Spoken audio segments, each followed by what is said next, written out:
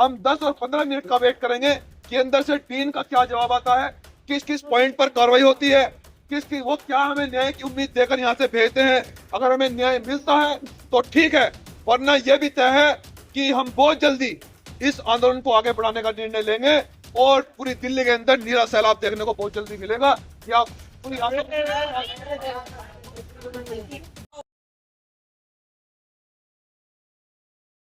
प्राचार्य साहब ने पूरी स्टोरी और 5 डिमांड जो थी उन पे बात रख दी है।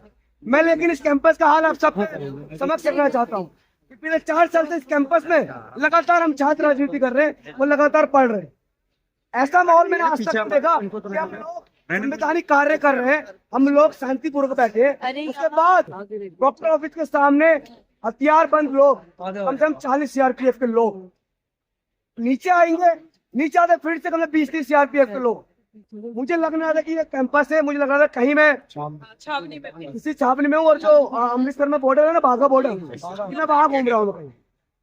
तो इस तरह का माहौल ये सिर्फ और सिर्फ हमारी डिमांड और हमारी ताकत का है कि हम लोग जब जब चाइज लड़ेंगे ये लोग ना हमको हाथ लगा सकते हैं और हम और ज्यादा संगठित रूप से मजबूत होंगे।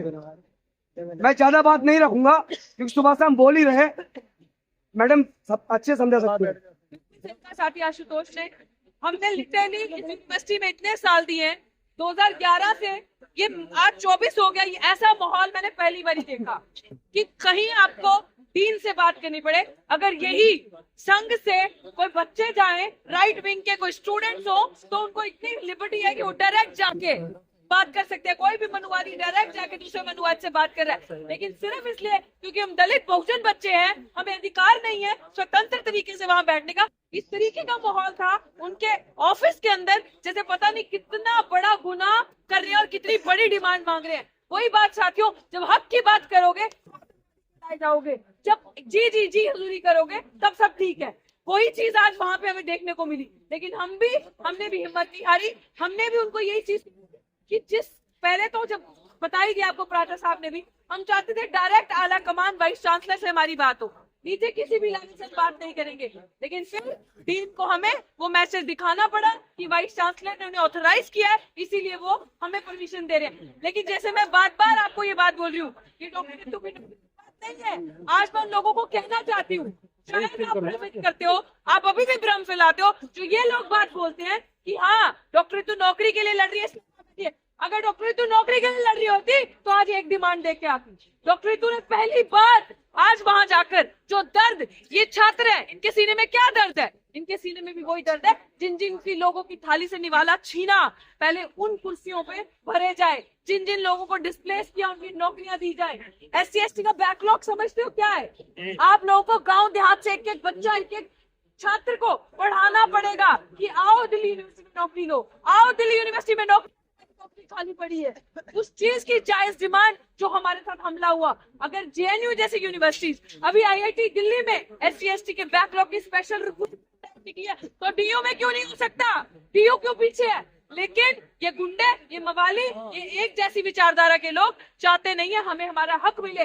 लेकिन हमने, बाबा साहब ने कहा है, now we don't have to demand, we have to claim, we will claim our right. और क्लेम ऐसे ही होगा क्योंकि आज क्या बाबा साहब सिर्फ अपने परिवार के लिए लड़े थे? क्या बाबा साहब अगर अपने परिवार के लिए लड़े होते तो शायद उनमें से उनके बच्चे या उनके ग्रैंडसन आज हमारे साथ रियल ब्लड खड़ा होता। लेकिन वो हम सब हैं, अब उनके ग्रैंड चिल्ड्रन, हम सब हैं वो उनके बच्चे। तो हमें वो लोग जिनकी थालियों से निवाले छिलेंगे, जो भविष्य में बच्चे हमारी तरफ देखेंगे, जिस तरीके से हम कई बार परेशान होके अपने बुजुर्गों को गुस्से में कुछ बोल देते कि यार क्या किया आप लोगों ने, अगर आप लोग लड़े होते तो हमारी आज ये स्थिति नहीं होती। वही गाली हमने पहले क्योंकि प्रशासन की बात को भी सुनना जरूरी है कि प्रशासन भी चाहता है कि कोई बवाल ना हो, तो हमने पहले प्रशासन की बात को मानकर 5 लोग यूनिवर्सिटी के लोग अंदर डेलीगेशन बनाकर भेजे थे और उसमें डेलीगेशन में हमारी बहन प्रोफेसर डॉक्टर रितु थी, बाकी 4 लोग और थे। और उन्होंने जो वाइस चांसलर के जो लोग हैं उनके सामने डिमांड जो रखी है, अपनी अपनी जितनी भी किस प्रकार से उनको सस्पेंड किया गया, वो लोग कौन थे जो फर्जी FIR कराकर एक फूले साहू अम्बेडकर का नाम लेने पर एक दलित बेटी को सस्पेंड कर देते हैं, वो लोग कौन थे? और दूसरी बात यह है यूनिवर्सिटी में यदि यहाँ धरना चल रहा है, और सबसे बड़ा दुख की बात यह है कि यूनिवर्सिटी का एक प्रोफेसर अगर धरना दे रहा है तो वाइस चांसलर और जो डीन है उनकी जिम्मेदारी ये बनती है कि आखिर स्टाफ में क्या मतभेद चल रहा है, ये उनकी जिम्मेदारी बनती है, और इसलिए उनको तनख्वाह दी जा रही है। प्रशासन का काम है लॉ एंड ऑर्डर मेंटेन करना, लेकिन हमारा मीडिएटर आज प्रशासन है, हम प्रशासन का सम्मान करते हैं, लेकिन उन्होंने जितनी भी डिमांडें हैं हमारी, हमने उनको डिमांडें कहा है कि सबसे पहले उन लोगों पर कार्रवाई हो जिन्होंने एक दलित बेटी या कमजोर बेटी या फिर एक देश की कमजोर बेटी को समझकर उस बेटी को सस्पेंड करने का काम किया, पहले उन लोगों पर कार्रवाई होनी चाहिए। और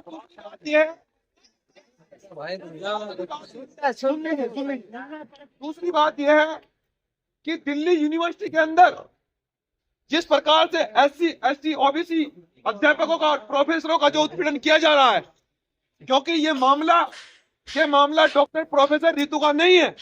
यहाँ इस यूनिवर्सिटी के अंदर प्रोफेसर लक्ष्मण यादव जी को भी सस्पेंड किया गया, आप जानते हैं। और ये मामला पहला नहीं है, यहाँ हमारे भाई प्रोफेसर डॉक्टर रतन लाल जी का भी उत्पीड़न किया गया, आप जानते हैं। इसलिए हम डीन साहब से ये पूछने आए थे कि आप एक संवैधानिक कुर्सी पर बैठे हैं, आपकी जिम्मेदारी यह है कि सबको समान समझा जाए, सभी प्रोफेसरों को समान बराबर का दर्जा दिया जाए, और विद्यालय में या कॉलेज में हम लोग किसी जाति या धर्म के नहीं हो सकते। वहाँ केवल हम स्टूडेंट हैं और वहाँ हम शिक्षा लेने के लिए जा रहे हैं। प्रथम और अंतिम कर्तव्य यूनिवर्सिटी या कॉलेज में हमारा यही होना चाहिए। लेकिन कुछ लोग, हम यहाँ पहले भी आए थे, वो लोग हमें देखकर उन्होंने मनुवाद के नारे लगाए। हम उन भाइयों को भी कहना चाहते हैं कि भैया हम संविधान को मानने वाले लोग हैं, और इस देश के अंदर 90% लोग हैं। बाबा साहब ने हमें जो कहकर गए और देश के महापुरुषों ने हमें जो शिक्षा और प्रेरणा दी, आप हमारा कितना भी उत्पीड़न करें, लेकिन हम अपने रास्ते से नहीं भागेंगे। हम संविधान के रास्ते पर ही रहकर आपकी आज भी अपनी बात को रख रहे हैं, और कल भी संविधान को हाथ में लेकर ही अपनी बात को रखेंगे, ये प्रशासन जान ले। लेकिन साथियों, अभी जो वहाँ के जो डीन है, जो अधिकारी है यूनिवर्सिटी के, उन्होंने कहा है कि हमने आपकी मांगों को नोट कर दिया है। अब हमने उन्हें कहा है कि हमारा जवाब आप कितनी देर में हमें दोगे। उन्होंने कहा है कि 10 मिनट में हम जो यहाँ के डीन हैं उनसे वार्ता करके कि किस किस पॉइंट पर कार्रवाई हो रही है, और जिन लोगों ने फर्जी रूप से सस्पेंड किया उन लोगों पर क्या कार्रवाई हो रही है, सस्पेंड क्यों किया गया, उसका कारण क्या था, और जितने यहाँ SC, ST, OBC माइनॉरिटी प्रोफेसरों का उत्पीड़न किया जा रहा है उसका कारण क्या है। यहाँ इस विद्यालय के अंदर जातिवाद क्यों हो रहा है। अगर विद्यालय के अंदर जातिवाद रहेगा तो देश के लिए, राष्ट्र के लिए बड़ा भयानक होगा, क्योंकि विद्यालयों के अंदर हम जातिवाद नहीं, हम शिक्षा लेने के लिए आते हैं। इसलिए साथियों, हम जितने भी संगठन चला रहे हैं, क्योंकि सरकार का काम क्या होता है कि जब भी आप लोगों को न्याय देने की बात आती है तो वो लोग, हरामी लोग क्या करते हैं कि प्रशासन को आगे भेजकर वो हमें प्रशासन के साथ भिड़ा देते हैं। अब फर्स्ट पार्टी प्रशासन बन जाता है।